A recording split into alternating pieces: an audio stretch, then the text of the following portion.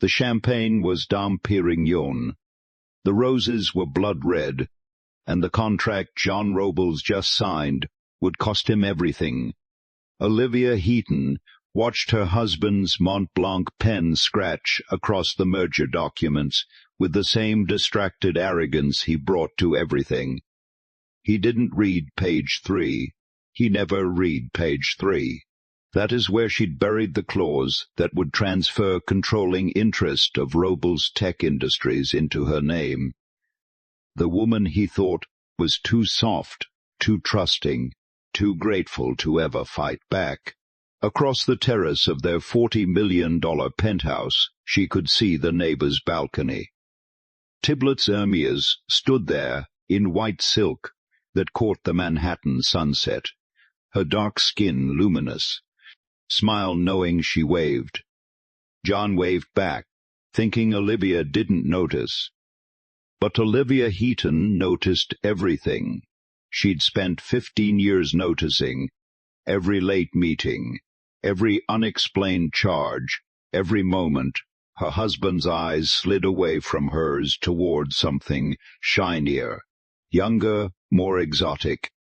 She'd built his empire with her brilliant mind, while he played billionaire with her strategies. Now she would watch it burn. The party was just beginning, and Olivia had always been exceptional at throwing parties.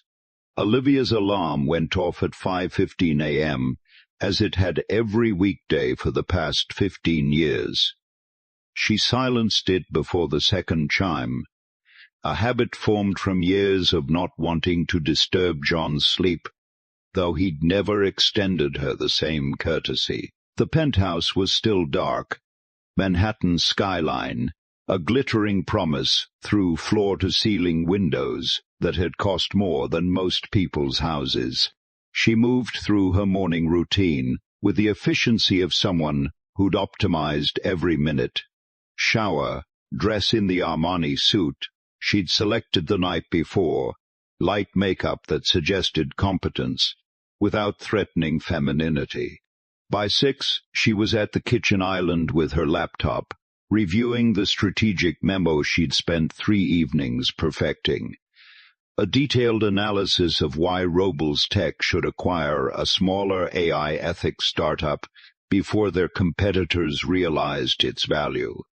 The irony wasn't lost on her.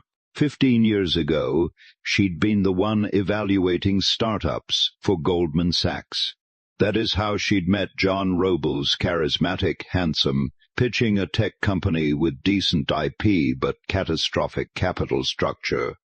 She'd been assigned to analyze his funding request. The company was worth saving. John's business model was not. She'd told him this over coffee that turned into dinner, that turned into 3 months of late nights where she rebuilt his entire corporate strategy while he talked about changing the world. He'd been dazzled by her brilliance. She'd been dazzled by his absolute certainty that he deserved success, even when he had no idea how to achieve it. "You are a genius," he'd told her the night. He'd presented her restructuring plan to investors, presenting it as his own breakthrough thinking. They'd funded him immediately. He'd proposed 2 months later. She'd said yes, believing partnership meant something. At 28, newly married, she became Mrs. Robles and started making herself smaller. It happened gradually, her name moving from first author to second on strategy documents, then to acknowledgments, then disappearing entirely. John would present her analysis in board meetings, his voice confident, his gestures commanding. Investors loved him. The press called him visionary. She'd built Robles Tech Industries from her home office, while pregnant with Madison, identifying acquisition targets, while nursing, structuring deals during nap time, managing investor relations between preschool pickups. Every major move the company made bore her fingerprints, even as John's face appeared on magazine covers with headlines like the mind behind the machine. At 7:30, Madison emerged from her bedroom in her Dalton school uniform, dark hair still damp from her shower. 12 years old, and already seeing too much. "Morning, Mom. Working already. Just reviewing something for your father's meeting." Olivia closed the laptop. Scrambled eggs. Already ate. Madison grabbed her backpack, paused. "You wrote that, didn't you? Whatever he is presenting today." Olivia's hands stilled on her coffee cup. "What makes you say that?" "Because you always do." Madison's voice carried no judgment, just observation. "He talks, you think." "I am not stupid, Mom." Before Olivia could respond, John strode in, phone pressed to his ear, already radiating the energy of someone important, with somewhere to be. He grabbed a protein shake from the fridge, still talking, didn't acknowledge either of them until he'd ended the call. "Morning." He kissed the top of Madison's head, squeezed Olivia's shoulder, absently. "Big day. The venture capital presentation." "I sent you the memo," Olivia said. "Did you have a chance to review the acquisition recommendation?" John was already scanning his own phone. "What memo?" "The one I emailed at midnight. 23 pages on why we should move on neural ethics before Microsoft does." Olivia. He looked up with that patient smile she'd once found charming. "You worry about the details. I'll handle the vision. That is how we work, remember." He grabbed his briefcase. "Besides, I never read past page 2 of anything. You know that. Just give me the highlights at dinner." He was gone before she could respond, Madison watching her mother, with eyes too knowing for 12. Olivia stared at the strategic memo on her screen, 23 pages of brilliant analysis.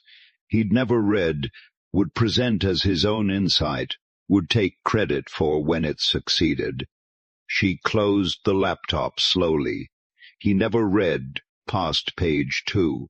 That was going to be very useful information. Olivia returned from dropping Madison at school to find their neighbor on the shared terrace, tending to orchids that must have cost thousands. Tiblet's Ermias wore white linen that somehow never wrinkled her dark skin luminous in the afternoon light, her braids intricate works of art that probably took hours to achieve. 29. Impossibly elegant, running what she called a luxury lifestyle consulting business that seemed to involve a lot of expensive brunches and very few visible clients. She'd moved into the penthouse next door 8 months ago. Olivia remembered the exact date because it was 3 days before John's behavior started changing in ways she'd catalogued with increasing precision. The initial meeting had seemed innocent. A knock on their door, Tiblet's apologizing for the intrusion, explaining she desperately needed an interior designer recommendation, and the building manager had suggested the Robles might know someone. She'd worn that same white linen then, carrying herself with the confidence of someone who'd never been overlooked in her life. John had answered the door. Olivia watched his posture change, the way he straightened, smiled wider, suddenly animated in a way he hadn't been moments before when discussing quarterly projections with his wife. "I am so sorry to bother you," Tiblets had said, her accent elegant, unplaceable. "I just moved in next door, and everything is so overwhelming." Olivia, being gracious, the way she'd been trained to be gracious, invited her for coffee. They'd sat in the living room, while John lingered, ostensibly working on his laptop, but contributing to the billets. Conversation more than he ever did when Olivia had friends over. Tiblets had been charming, asking about their daughter, complimenting the penthouse design. mentioning casually that she was single, new to New York, finding it terribly lonely. She'd become a frequent visitor after that. Always when Olivia was home, always with some question or request, establishing trust with the wife, while her eyes tracked the husband. Olivia had noted, but dismissed it. She wasn't the jealous type. Besides, what could happen when she was always there, except she wasn't always there? And John's patterns had started shifting. The morning showers moved to evenings, right before dinner, as if he needed to wash something away. New cologne appeared in the bathroom, Tom Ford ombre leather, not the noir she'd bought him. She asked about it. He'd said vaguely it was a gift from a colleague. His phone, once casually left on counters, was now always face down, password changed to something she didn't know. The late meetings multiplied, 3 nights a week, sometimes 4, investor dinners, he'd say, networking events, strategy sessions that ran long. He'd mention Tiblets occasionally, casually, ran into her at the coffee shop. She had interesting thoughts on market positioning. Remarkable how someone in lifestyle consulting understood tech dynamics. Remarkable indeed. Now Olivia stood at the terrace door, watching Tiblets arrange her orchids with the same careful attention Olivia brought to corporate restructuring. Through the glass partition that separated their outdoor spaces, she could see into the neighbor's penthouse, expensive furniture.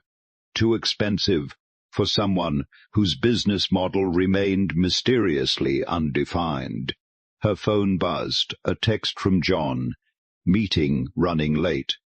Don't wait for dinner. Olivia looked up, across the terrace. Tiblets's phone lit up. She read something, smiled, then did something that made Olivia's blood go cold. She waved, not at Olivia, past her, toward where John's Tesla would be visible pulling out of the garage, 47 floors below. Olivia turned slowly. In the building's mirrored glass, she could see the reflection, John's car, and John waving back, not a casual neighbor wave. The kind of wave that held recognition, familiarity, promise. Tiblets's smile wasn't friendly. It was knowing, proprietary. The smile of someone who'd already won something. Olivia stood very still, her mind shifting into the analytical mode she brought to complex acquisitions. Patterns emerging, data points connecting. 8 months of behavioral changes mapping perfectly onto one variable, the woman in white who'd moved in next door. She pulled out her phone, opened a new note, titled it simply Documentation. She wouldn't confront. She would investigate. She would know everything before she made her move. And when she did move, it would be devastating. Olivia announced the San Francisco trip over breakfast 3 days later, her voice carefully casual. Tech Ethics Conference 3 days. I should go. We need intelligence on regulatory trends before the Neuralethics acquisition. She watched John's face carefully. The micro-hesitation before his smile, the too quick enthusiasm that followed. You should absolutely go. You deserve a break. He squeezed her hand across the marble counter. I'll manage things here. Don't worry about anything. Don't worry about anything. The phrase he used when he was lying. Are you sure? The Gala planning is 3 weeks away. You'll be back in plenty of time. His phone buzzed. He silenced it without looking, but not before Olivia saw the name on the screen, T. You are right. She stood, began clearing dishes. I'll book it today. She made a production of the preparations. forwarding John her flight details, her hotel information, her conference schedule. Packing her carry-on where he could see, discussing which presentations she'd attend, which panels would yield the best competitive intelligence. He nodded along, distracted, already texting someone the moment she left the room. The morning of departure, she kissed him goodbye in their foyer, her overnight bag over her shoulder. "I'll call you tonight from the hotel. Have an amazing time." He was checking his phone as he said it. "Learn lots, relax a little." Her car took her to JFK. She checked in at the airline counter, went through security, walked to her gate. Then she turned around, took a cab back to Manhattan, and checked into the Four Seasons 2 blocks from their building. She had access to their building's security system, one of many administrative privileges John had never thought to revoke, because he'd never imagined she'd use them for anything but managing deliveries. From her hotel room laptop, she logged in, pulled up the private elevator camera feed. 1 hour after her supposed departure, Tiblitz Myers entered the frame, pressed the button for the penthouse floor. She was holding a key card, not a visitor's pass, a resident key. Olivia's hands were steady as she screenshotted the timestamp. 2 hours later, the elevator feed showed no departure. Olivia closed the laptop, walked the 2 blocks home, took the private elevator using her own key. The penthouse was quiet when she entered. No sounds from inside.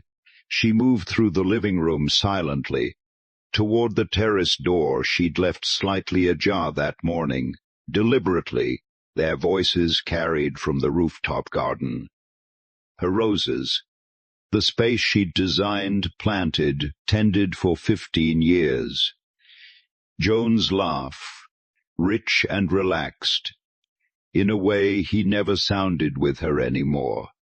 Once the divorce is final, we can be public. No more hiding. How long until she signs? Tiblitz's voice, warm and certain. "I am tired of pretending you are still in love with your wife. I am offering her 50 million yen. She'll take it. She always does what I want." A pause, the sound of glasses clinking. She is manageable. That has always been her best quality, and the company. "All mine. The prenup protects everything I built." They laughed together, the sound intimate and cruel. She thinks she contributed, but any decent analyst could have done what she did. I was always the vision. She just did the paperwork. Olivia backed away from the door, her breath controlled, her mind crystallizing into something cold and precise. She didn't confront them. Confrontation was for people who didn't know how to win. She went to John's home office instead. His passwords were still the same ones she'd set up for him. He'd never learned proper security protocols. She found the file labeled Personal Legal within seconds. Draft divorce papers, dated, prepared by his attorney 2 months ago. Settlement offer $50 million exactly, 1.5% of their $3.2 billion net worth. Gag order preventing her from discussing her contributions to the company. Custody arrangement giving John primary, positioning her as the workaholic mother, too focused on corporate strategy to properly parent. Timeline noted at the bottom, serve papers immediately following Robles Foundation Gala. Reason documented, need event successfully executed. First, wife handles all planning. He was going to use her one more time, let her orchestrate his showcase charity event, then discard her with a settlement that erased 15 years of her genius. Olivia photographed every page methodically: the divorce papers, the settlement terms, the custody recommendations, the timeline that treated her like a resource to be optimized and disposed of. Then she left, exiting as quietly as she'd arrived. Neither of them knew she'd been there. Back at the Four Seasons, she ordered room service she didn't eat and opened her laptop. Not to her personal files, to the corporate structure documents she'd created 15 years ago. Every LLC, every subsidiary, every entity that formed the foundation of Robles Tech Industries. Her name was on 73% of them, signing authority she'd maintained.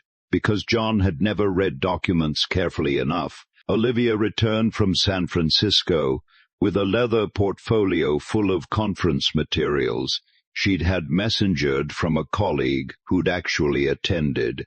She unpacked, while John watched from the bedroom doorway, asking perfunctory questions about panels and keynotes. She answered with perfectly researched detail. "Sounds productive," he said, already distracted by his phone. "I am glad you went." "Me too." She hung up her suit, her back to him, so he couldn't see her face. It clarified a lot of things. Over the next 2 weeks, she maintained the performance flawlessly. The dutiful wife, the invisible strategist, the woman who made John Robles look brilliant while erasing herself in the process. She managed his calendar, edited his presentations, organized his life with the same meticulous attention she'd given him for 15 years. At night, after he left for his late meetings, she worked. The corporate structure of Robles Tech Industries was a labyrinth she'd designed herself. 17 LLCs, 12 subsidiaries, a web of holding companies, and investment vehicles optimized for tax efficiency and strategic flexibility. She'd created every entity, filed every document, established every protocol, and her name was on 73% of them. Not just as spouse, but as co-officer, co-signatory, authorized representative. Access she'd maintained because John had never bothered to audit what he'd signed over the years. Why would he? She handled the boring paperwork. She pulled every document, cross-referenced every filing, built a matrix of exactly what she controlled. It was more than she'd hoped. It was devastating. On Thursday, she met Elena Vasquez for coffee at a place in Brooklyn where no one from their world would recognize them. Elena was a corporate attorney Olivia had helped years ago. Her sister had needed financial planning during a messy divorce, and Olivia had spent weeks providing guidance, asking nothing in return.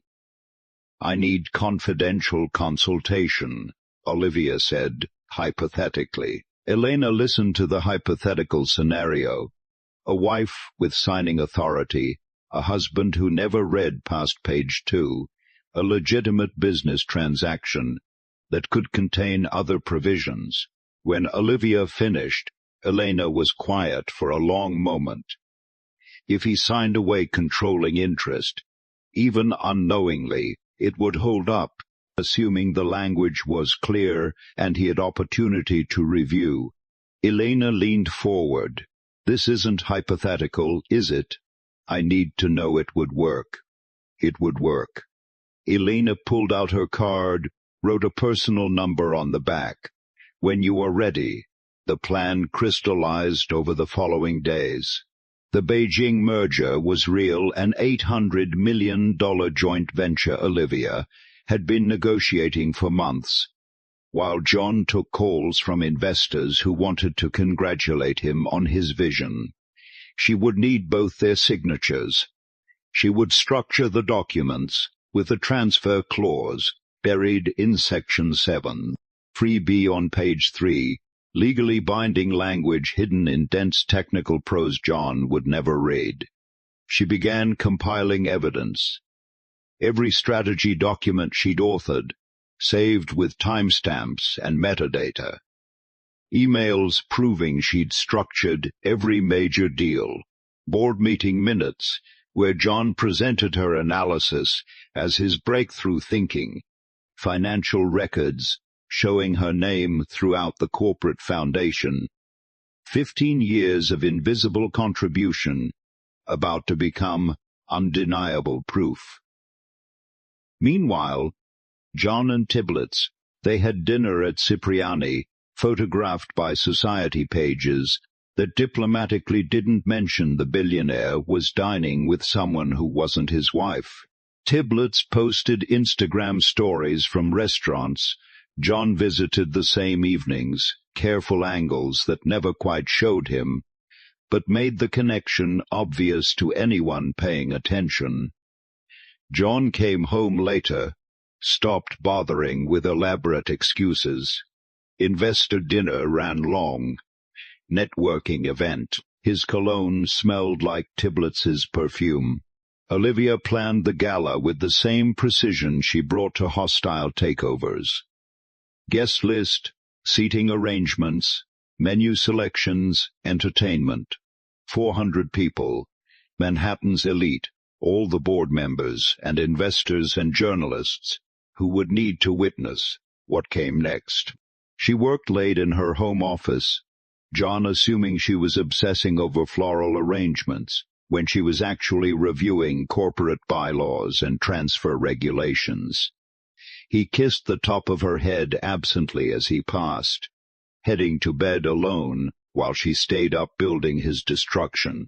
The psychological warfare of knowing she'd already won while he congratulated himself on managing her so successfully sustained her through every condescending smile, every dismissive gesture, every moment he took credit for her brilliance. 2 weeks until the Beijing deal closed on Tuesday evening, 1 week before the gala. Olivia had spent 6 months negotiating with Chen Industries, structuring an $800 million joint venture that would position Robles Tech as the dominant AI infrastructure provider in Asian markets. John knew about the deal in the vague way he knew about most things, aware it was happening, confident it would succeed, because his deals always succeeded, entirely ignorant of the 1,000 hours of work Olivia had invested in making it possible. "The contracts are ready," she told him over dinner. "We both need to sign tonight. Chen's team needs them filed before their board meets tomorrow morning." John barely looked up from his phone. "Great. Bring them to my office after dinner." She found him there an hour later, tie loosened, texting with the particular smile he reserved for Tiblitz. The merger documents sat in a burgundy leather portfolio, 63 pages of dense legal language she'd crafted with Helena's guidance over the past 2 weeks. "Beijing deal," Olivia said, setting the portfolio on his desk. "Both signatures required per the corporate structure." Right. John reached for his Montblanc pen, the one she'd given him for their 10th anniversary. "Where do I sign?" Page 2, bottom. "That is the primary merger agreement." She opened to the page, pointing to the signature line above projected revenue figures that would make any CEO salivate, and page 8 for the corporate officer authorization. Page 1 established the joint venture terms, exciting valuations that showed Robles Tech's worth increasing by 40%. Page 2 detailed partnership structure and revenue sharing, Joan's favorite kind of page, full of numbers that made him look brilliant. He signed without reading, his pen moving confidently across the line. Page 3 contained subsection 7.3b, buried between standard integration protocols and compliance requirements.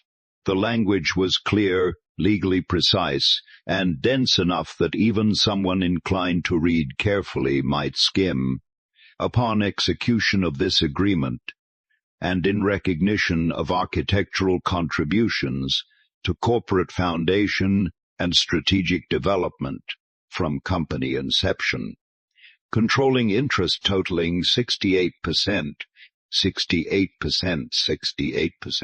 of Robles Tech Industries transfers in perpetuity to Olivia Marie Heaton as sole consideration for said contributions, superseding all prior ownership structures. Joan flipped past it without pausing, found page 8, signed the corporate officer line.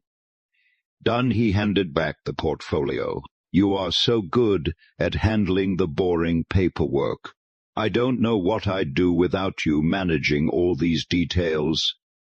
Yes, Olivia said, her voice perfectly even. I am. He didn't catch the edge underneath. He was already back on his phone, probably confirming dinner plans with Tiblets. I am going out, he said. Business dinner with the venture capital team.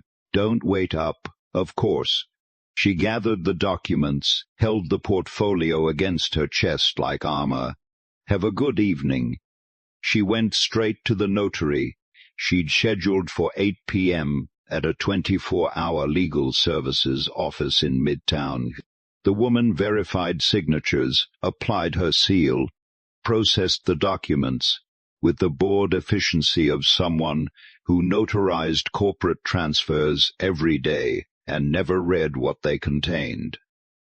By 9 p.m., Olivia had filed everything with the corporate registry, the transfer officially recorded in the state database. By 9:30, copies were in Elena's hands with instructions to notify the board of an emergency meeting Monday morning. The legal transfer was complete. John Robles had just signed away controlling interest in the empire Olivia had built, the company he believed he owned, the $3.2 billion testament to his genius that had always been hers.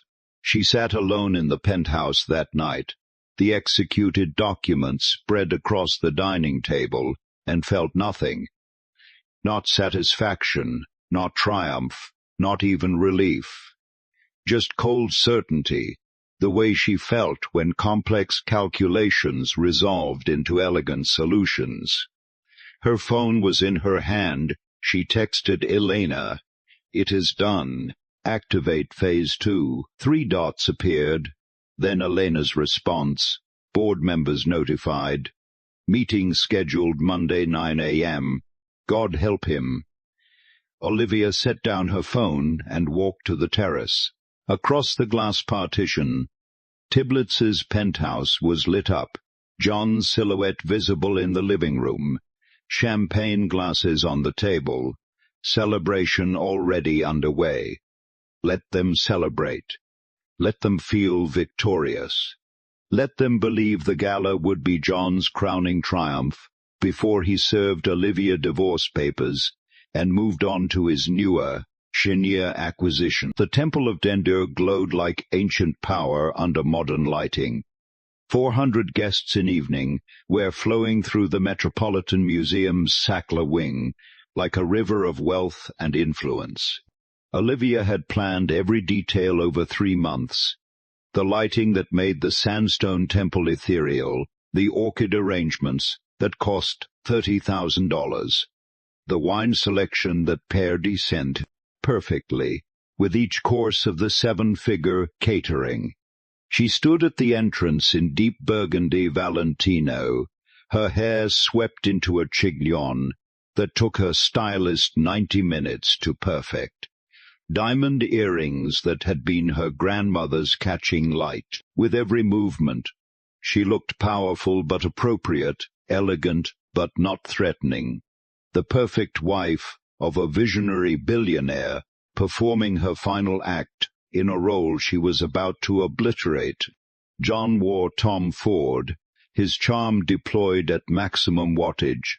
As he worked the room, every handshake was firm, every laugh genuine, every conversation designed to make the other person feel important. Was exceptional at this, making people believe he was brilliant, visionary, self-made. Olivia had watched him perform this magic for 15 years, watched him take credit for her genius with such an conviction that even she had sometimes doubted her own memory. Tiblet's Ermias arrived fashionably late in white Elisab that made her look like a goddess descended from better circumstances. Her invitation listed her as business associate. The polite fiction everyone pretended to believe. She and John maintained careful distance, never standing too close, never touching where cameras might capture it. But the glances between them carried weight. The smiles held promise. Their body language spoke volumes to anyone paying attention. And everyone was paying attention. Society matrons whispered behind champagne flutes. Tech journalists exchanged knowing looks. The narrative was already being written. Brilliant billionaire, younger drool, woman wife who'd be discarded for the newer model. Manhattan had seen this story 1,000 times. Olivia played perfect hostess.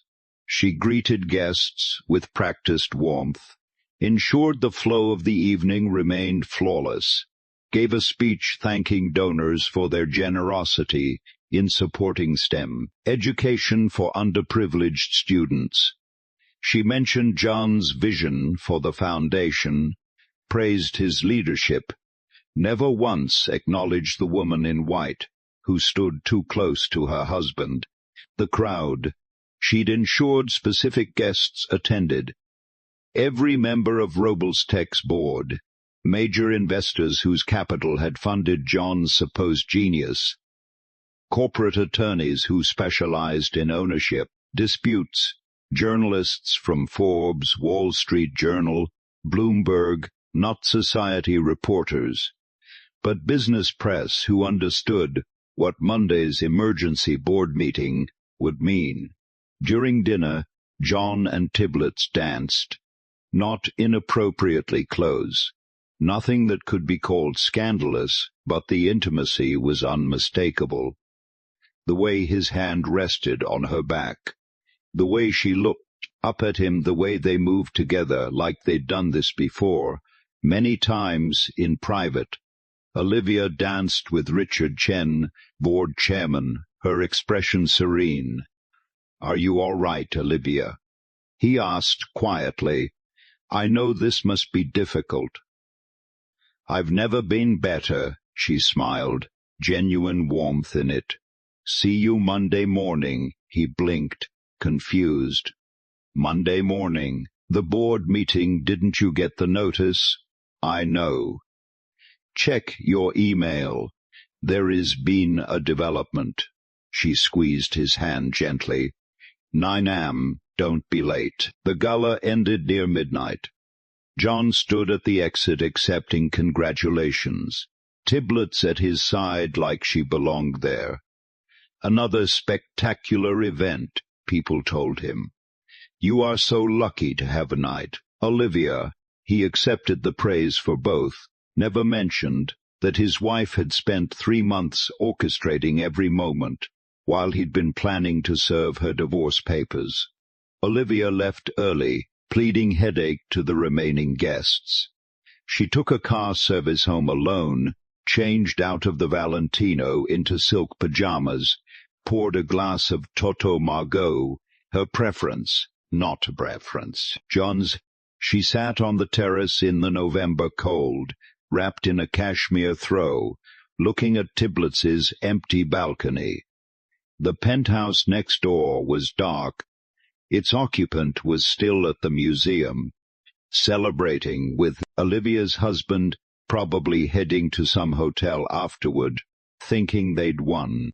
Olivia smiled for the first time in weeks, not with bitterness or anger, but with the quiet certainty of someone who'd played the long game and positioned every piece exactly where it needed to be. Monday morning, John would arrive at the office expecting routine quarterly review. Instead, he'd find his board of directors. John Robles arrived at his office Monday morning at 8:45, still riding the high from Saturday's gala. 3 board members had cornered him to discuss expansion into European markets. A Forbes journalist had asked about his vision for ethical AI. Tiblets had sent him a tepid text at 2 a.m. that made him smile even now. He stepped off the private elevator expecting his usual morning espresso from his assistant. Review of weekend emails, maybe a call with West Coast investors. Instead, he found the 47th floor eerily quiet, his assistant's desk empty, the boardroom doors closed. He pushed them open. Every board member sat around the table, corporate attorneys he didn't recognize, Elena Vasquez, whose name he vaguely remembered from some consultation Olivia had mentioned, and at the head of the table in his chair sat his wife. "What is going on?" John's voice carried confusion, not yet alarm. "Why wasn't I told about this meeting?" Richard Chen, board chairman, gestured to an empty seat. "You were. Check your email from Friday evening." John pulled out his phone, scrolled, found the meeting notice sent at 8 p.m. buried under congratulatory messages about the gala. "I was busy with the event." "What is this about?" "Please, sit down, John." Olivia's voice was calm, almost gentle. "Olivia, what are you doing at the head of the table?" He remained standing, trying to reassert control through posture. "I am sitting in my seat. As of last Tuesday, I own 68% of this company." The silence that followed felt geological. John laughed, the sound hollow in the boardroom's acoustics. "That is ridiculous. This is my company." Elena Vasquez opened a burgundy leather portfolio. "Mr. Miss Robles, on Tuesday, March 15th, you signed documents transferring controlling interest of Robles Tech Industries to Miss Olivia Heaton. I signed merger papers for the Beijing deal." "Yes, page 3, subsection 7.3, B." Elena's voice was professionally neutral. "Would you like me to read it aloud?" John grabbed the document from her hands, flipped to page 3. His eyes scanned language he'd never bothered to read, legal prose that was suddenly horrifyingly clear. His face drained of color, the tan from his weekend in the Hamptons fading to gray. "This is fraud. I didn't know what I was signing." "You signed voluntarily." Elena closed the portfolio. "The language is clear and legally binding. Heaton can demonstrate she has been asking you to review documents carefully for 15 years. You have a documented pattern of refusing. Your own words, I never read past page 2 of anything." Joan turned to the board, desperate. "You can't support this." "Actually, John, we do." Richard Chen's expression was apologetic but firm. "Olivia has shown us comprehensive evidence that she architected this company's strategy from inception. We've been unaware of her contributions." Another board member, Margaret Foster, added quietly, "She has provided documentation of all major deals, investor pitches, acquisition strategies. Your presentations were her words. We've verified everything." "You can't do this." John's voice rose, control slipping. Olivia remained seated, her hands folded on the table. "I already have. Per corporate bylaws, with controlling interest, I am calling a vote for CEO replacement. All in favor of removing John Robles as CEO. 7 hands raised, unanimous. All in favor of appointing Olivia Heaton as chairman and CEO. 7 hands raised again. This is insane. You are stealing my company. No, John. Olivia's voice finally carried an edge. I am reclaiming the company I built while you played billionaire with my blueprints. She slid a folder across the polished table. Divorce papers. You'll find the settlement very different from what you plan to offer me. John's hands shook as he opened it. Penthouse to Olivia. Company to Olivia. Investment portfolio. 70% to Olivia. Settlement to John. $2 million. Custody. Primary to Olivia. Madison's preference. Documented in a notarized letter. I'll fight this. Elena stood. You can try, but you signed the transfer. Your prenup protects marital assets.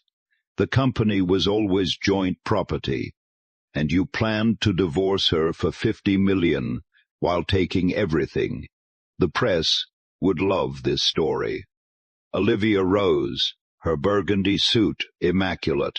Sign the papers, John, or I'll make sure every business publication knows the self-made billionaire was actually a front for his wife's genius. I made you. John's voice broke. You were nothing before me. Olivia smiled, finally showing emotion. Not anger, but something colder certainty. No, John. You were nothing. I was everything. You just convinced us both otherwise. She nodded to security, waiting outside. You have 48 hours to vacate the penthouse. What about Madison, his last desperate card? Our daughter will be told the truth, that her father betrayed her mother and lost everything through his own arrogance. She'll learn that women don't need to be in the shadows to make men look good. Security entered. John shouted threats as they escorted him out, his voice echoing down the hallway, fading as the elevator doors closed. Olivia didn't watch him go. She sat in her chair at the head of the table, adjusted her notes, looked at the board members who were now hers. Gentlemen, she said, let's discuss Q3 projections. The studio apartment in Long Island City had water-stained ceilings and a view of a brick wall. John signed the lease on Wednesday, his $2 million settlement already diminished by the retainer for lawyers who'd told him, after reviewing the documents, that he had no case. The transfer was legally sound. The language was clear. He'd signed voluntarily, with opportunity to review. Your wife wrote the corporate bylaws, his lead attorney had explained with something approaching admiration. Every provision favors majority shareholder. She built a fortress 15 years ago, and you never noticed. By Thursday, the press had the story.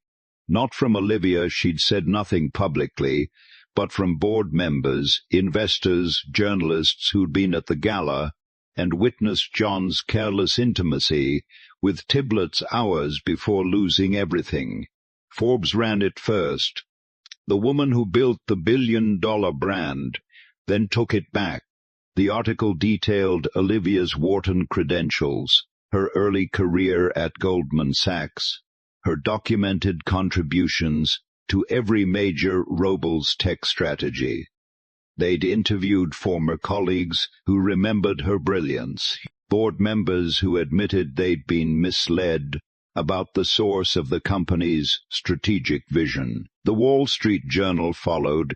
Robles tech CEO, ousted after wife, proves she architected empire.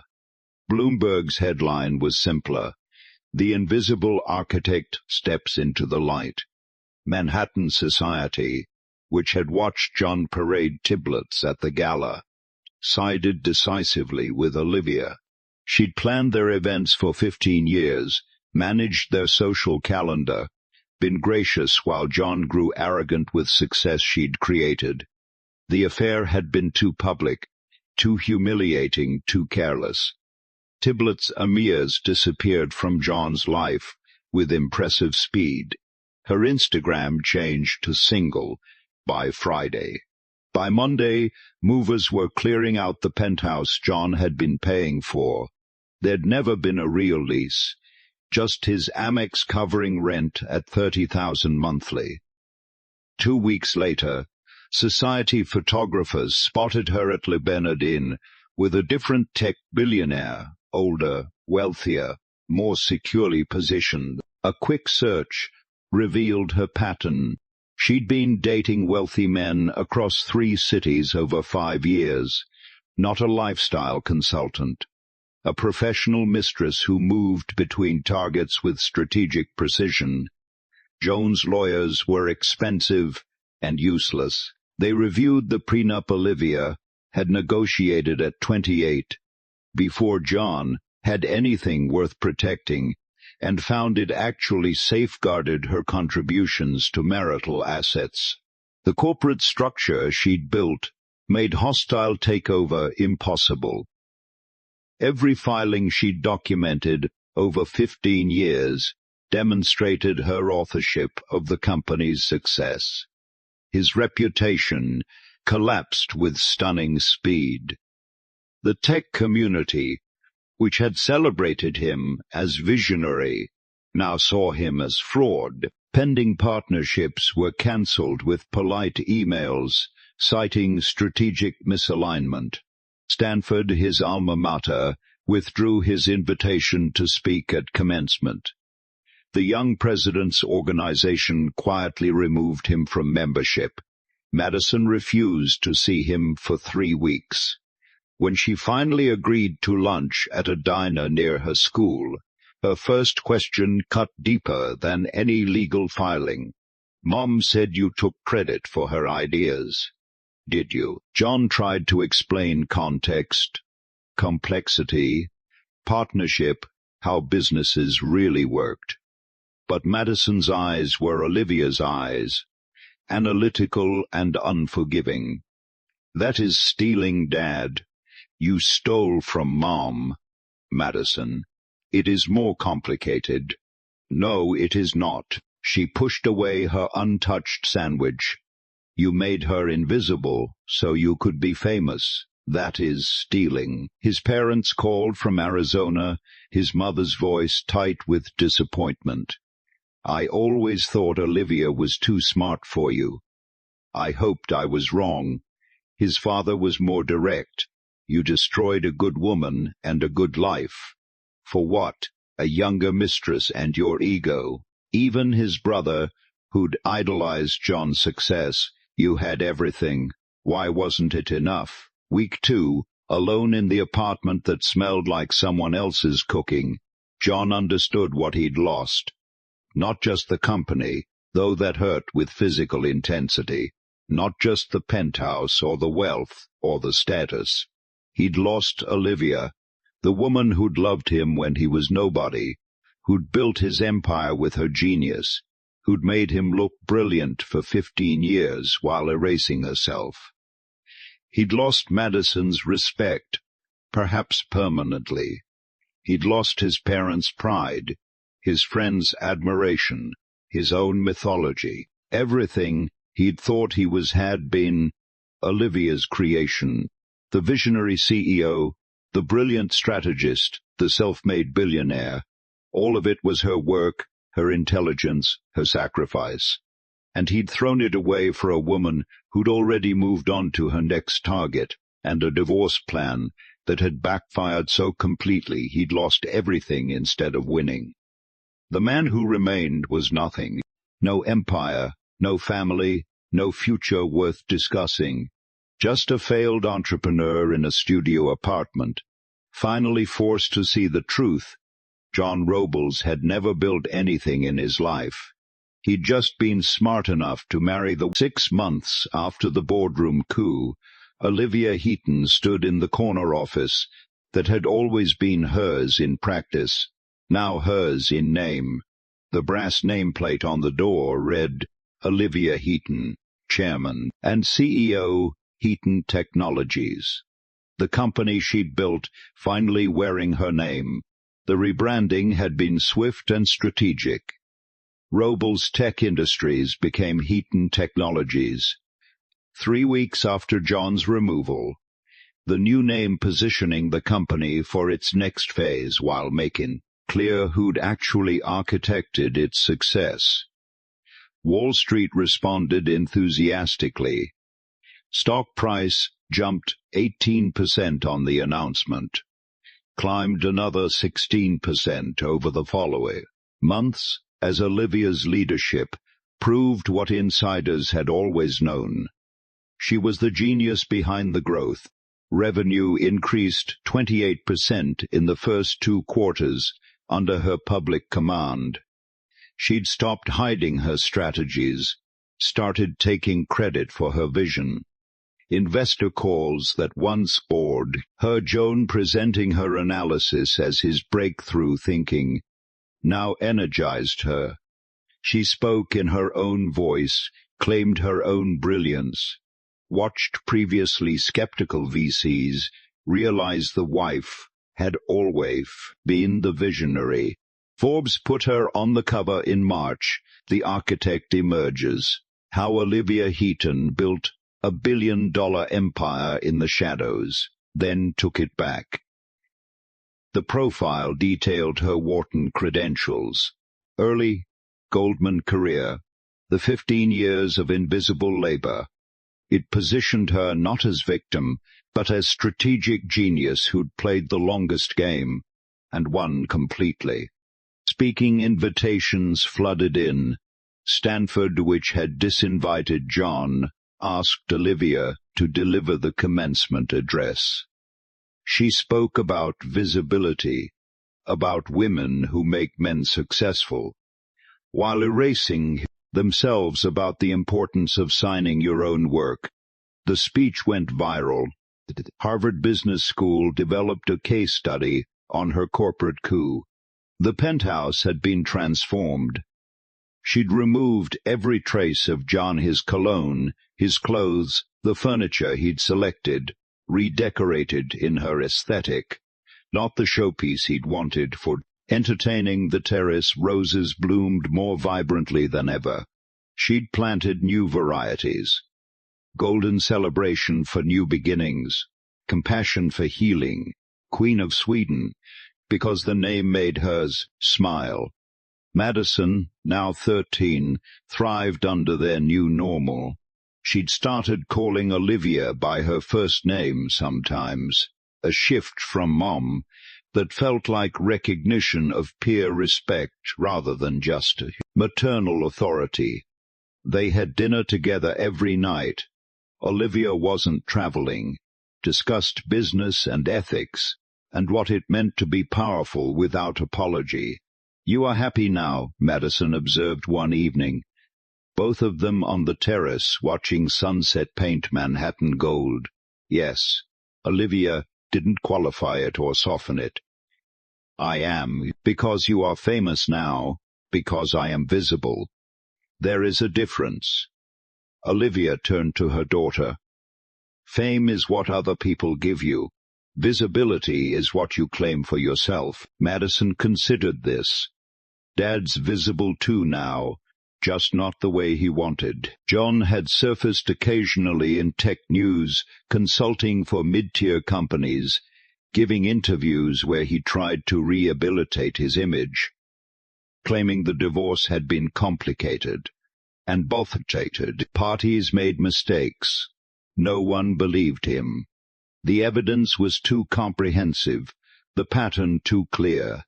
Olivia felt nothing about it, not satisfaction in his downfall, not residual anger, not even curiosity about his current circumstances.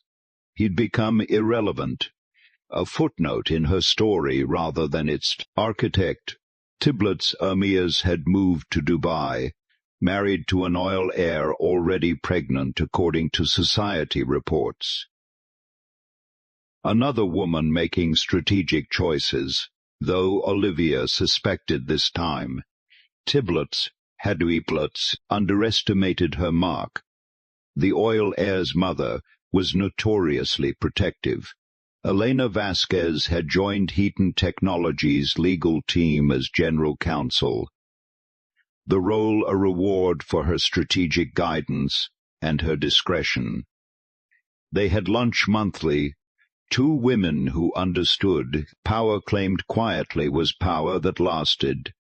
On a Thursday in late September, Olivia received an email from an unfamiliar address. Subject line, "I am sorry." She almost deleted it. Opened it instead. "Olivia, I know I have no right to contact you. I know nothing I say can undo what I did. But I need you to know, I understand now what I lost. Not the company or the money, your brilliance. Your brilliance, partnership, your love. I threw away the best thing in my life because I was too arrogant to see its value. You deserved better than I ever gave you. I hope Madison knows how lucky she is to have you. As a mother, I hope you are happy. You deserve that more than anyone. John." Olivia read it twice, felt nothing shift inside her, no softening, no anger, no vindication, just acknowledgement that he'd finally seen what had always been obvious. She deleted the email without responding. That evening she stood on her terrace with a glass of wine, Chateau Margaux, her preference. Madison was inside doing homework, music drifting through open doors. The city glittered below, her empire, her name, her future spreading out in lights and possibility. Olivia raised her glass to the Manhattan skyline, not in toast to John's downfall, not in celebration of revenge, but in acknowledgment of her own transformation. She'd been invisible for 15 years, making a mediocre man look brilliant while diminishing herself to fit his narrative. Now she was the narrative. The woman who built a billion-dollar empire in the shadows, then stepped into the light and claimed everything she'd created. Jean Robles had wanted a wife who made him look good. He got Olivia